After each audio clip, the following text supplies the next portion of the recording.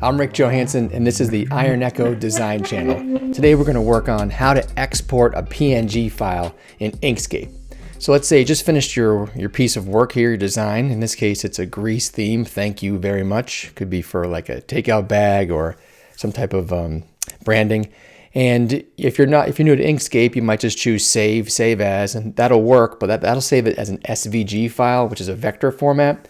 And if you want to use this in maybe Photoshop or Affinity or any place else, you'll want a PNG file.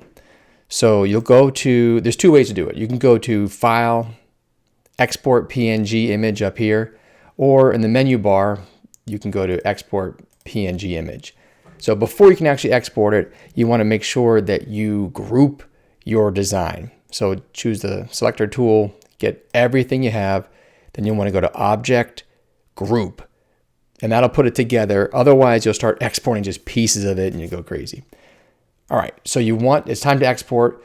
There's different choices. Export area, page, drawing, selection, custom. In this case, in most cases, I try to always just choose selection because you have some control over exactly what you're taking out. So we have selection, and then first you want to choose export as. And the export as, that's so you can actually tell the computer where you want to send this and what you want to name it.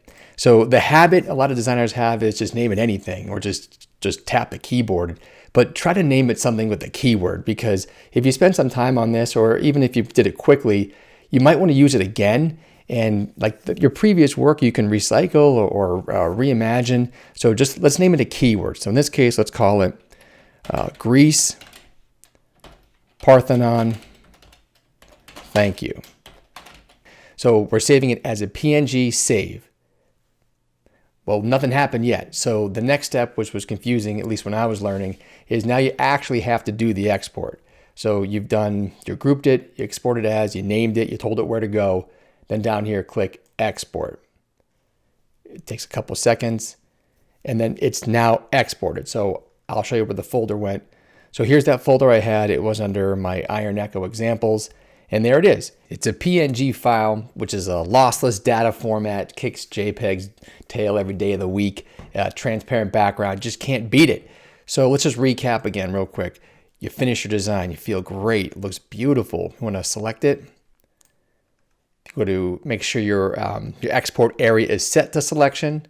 Export as, name it something you can remember, and then click export, and that'll do it.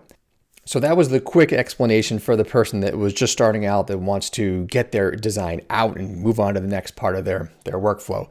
So, but there's more to it. The nitty gritty, if you look back on the export area, when I select the design we're working on, if you move it around in real time, the XY axes move, which is kind of cool. But more importantly, image size, you can control that. So I keep it at 300 DPI, which is pretty good to work with on other programs. But something you can be careful with, or you can choose to go big or small, is the width and the height. So you can actually just change the size and it moves for you. Or if there's a specific size you want, just type it in. So there you have it. Have fun with it and see you later.